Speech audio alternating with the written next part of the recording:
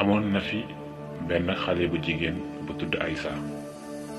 Aïssa xale bu jigéen la bu rafet lool. Aïssa xale yu góor yi dañu koy topp saa su ne ndax cofeel gu ñu am ci moom. Aïssa am na benn xale bu góor bu mu bokkaloon kalaas bu tudd Adama. Adama moomu dafa gis Aïssa sopp ko lool, ñëw ci moom ngir di ko wax cofeel gu mu am ci moom, waaye Aïssa nangulu ko. moom Adama mu toog xalaat ni naka laa war a def ba Aïssa mii bëgg ma ba ëllëg ma def ko soxna. Adama daal ni damay fexe nekk ku siiw ñëpp xam ci réew mi, su ko defee xëy na dina ma bëgg. mu daal di dugg ci karaté bi, commencé di jàng karaté ba doon ci ko siiw, di def ay combat di gagné, nit ñi xam ko bu baax. mu ñëwati ci Aïssa bëgg ko, mu daal di delluwaat jaaxle, daal ni kon naa fexe dem liggéeyi ngir doon ko am xaalis lool. mu daal di génn wird bi ne woon dem liggéeyi, nekk di daan doole bu dégg bëccëg suba ngoon, dem ba yor benn entreprise, nekk ko am xaalis lool. mu ñëwati ci Aïssa bëgg ko, boole ci xas ko ni ko kon yow danga ma bëgg jënd, daal di koy dàq. mu daal di toog xalaat, daal ni ko nan laa war a def ndax mënuma bàyyi noonu. daal di kon naa fexe nekk di ku am xam-xam. ci noonu mu daal di génn dëkk boobu, daal di génn dem fa sori, dem jàngi.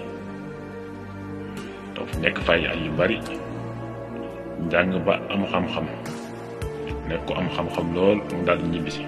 bi mu ñibbisee doon ko bari xam-xam lool, nit ñi di ko seet si, di sàkku ci moom ay ñaan ak di ko laaj ci seen wàllu diine. ñu koy invité ci télé yi muy waxtaan ak di def ay conférence, nekk ko siiw lool ci wàllu diine. benn bis am ndaw su ñëw ci moom seet si ko, ñëwee ñu waxtaan jàmm sante. ndaw si ni ko man maay Aïssa ma nga bokkaloon kalaas, te nga daal ñëw ci man di ma wax sa mbëggeel te daawuma la ko nangul. li taxoon nag daawuma la ko nangul mooy comportement bi nga daal ñëwee ci man, ndax man sama bëgg-bëgg moo doonoon am borom kër bu bëgg diineem, fonk diineem, am ay jikko yu rafet, waaye doon ko xam li muy def, xam fa muy teg tànkam, maanaam ko am xam-xam. loolu moo taxoon bi nga daa ñëw ci man te gisuma jikko yooyu ci yow, daawuma la nangu te daawuma déglu sa wax jooji. ni ko tey nag dama fay ñëw ngir ñu waxtaan, ndax dama bëgg nga jël ma may sa soxna. Adama ni ko kon yow amagoo borom kër ba léegi, lu waral loolu? mu ni ko góor ñu bari ñëw nañ ci man, daawuma def nag ku ñëw rek ma dàq ko, ndax ñu bari nekk naa ak ñoom, waaye bëgguma woon risqué dugg ci koo xam ni xaw ma ay jikkoom. ñi ma daa àndal ñëpp ñu ci bari dañoo dem ba ci biir ma gis ci ñoom loo xam ni doyuma, ma bàyyi leen. ndax sama maam daf ma nettali woon histoire benn xale bu jigéen bu bëgg àdduna lool, bëgg xaalis lool, mu tuddoon Soda.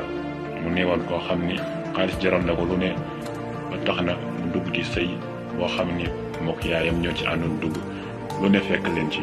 moo tax may xool bu baax ñi may nekkal, xooluma nag ko am xaalis ak ko amul xaalis, waaye jikko moom laay xool ci góor, jikko yu rafet. ndax borom jikko yu rafet dina xam bu baax ni muy doxee ak nit ñi.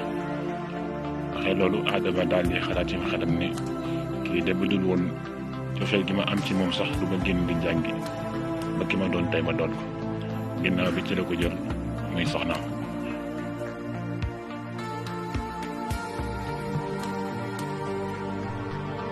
mbokk yi li ñu jubloo jàngale ci histoire bi ñaari mbir la.